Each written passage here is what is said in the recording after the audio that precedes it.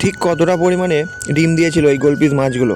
হ্যাঁ, সেটাই দেখতে যাবো আজকের আমি গগনগোয়েলে। তাই সকালবেলায় আমি বেরিয়ে পড়লাম। যেতে যেতে দেখি টোটন কাকু এখানে গাড়ি সারাচ্ছে। পেছনের সিটটা খুলে কী সব আওয়াজ করে আবার সিটটা বন্ধ করলো। এখানে ব্যাটারির কাছেও কভারটা খুলেছিল, যাক ঢাকনাটা দিয়ে দিল। তারপরে আমি সাইকেল নিয়ে বেরিয়ে পড়লাম গগনগোয়েলের উদ্দেশ্যে। বন্ধুরা, আগামীকাল আমি একটা ভিডিও পোস্ট করেছিলাম যেখানে দেখিয়েছিলাম গোলপিস মাছের ডিম ফোটানোর পদ্ধতি।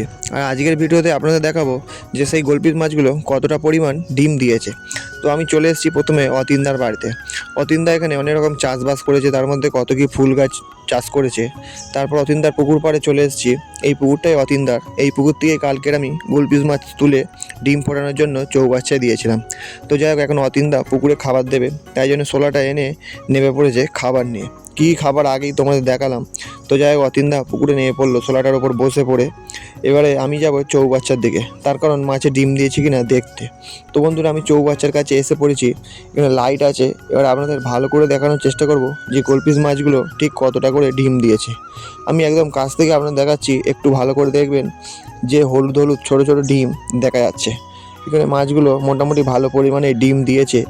আমি খালি চোখে এখানে ভালোই দেখতে পাচ্ছি। আমার ফোনটা একটু পুরাতন, তাই জন্যই হয়তো একটু অসুবিধা হচ্ছে।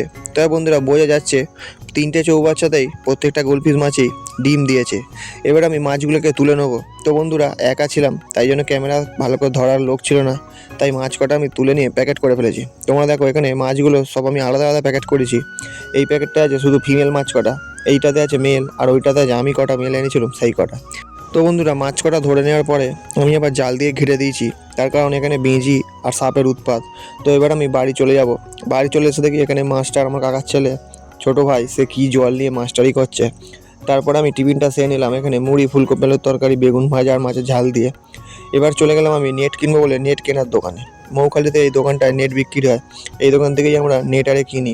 তো এখানে নেট ছিল না, তাই নেটের অর্ডার দিয়ে আমি চলে এলাম। এবারে চলে এসেছি আমি আমার নিমতলার পুকুর পাড়ে। এখানে বীজ নিয়ে এসেছি আমি, পানা মারা বীজ।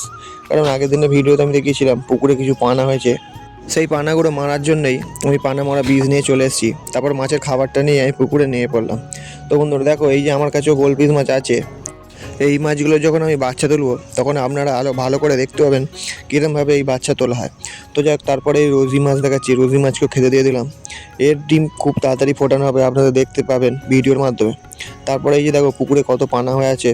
তো বীজ দেওয়ার জন্য আমি প্রথমে পুকুর থেকে বালতি করে জল তুলে নিলাম। এবার এর মধ্যে পানা মারা বীজটা দিয়ে তারপর ছড়ানো হবে।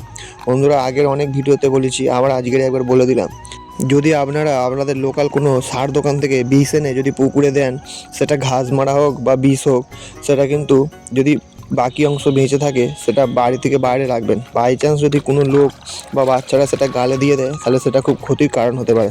তো যাই হোক, বীজ দেওয়ার পর আমি বীজটা গুলে নিয়ে এবারে পুকুরের চারদিকে আমি ছড়াতে আরম্ভ করে দিলাম। এখন শীতকাল, পানা মরতে একটু দেরি হবে, আর বীজ আমার কাছে কম ছিল, অল্প যতটুকু ছিল সেইটা নিয়েই চারদিক দিয়ে দিলাম। তো বন্ধুরা, আজকের ভিডিও এই পর্যন্তই। আবার দেখা হচ্ছে আগামীকাল অন্য কোনো ভিডিও নিয়ে। ধন্যবাদ বন্ধুরা।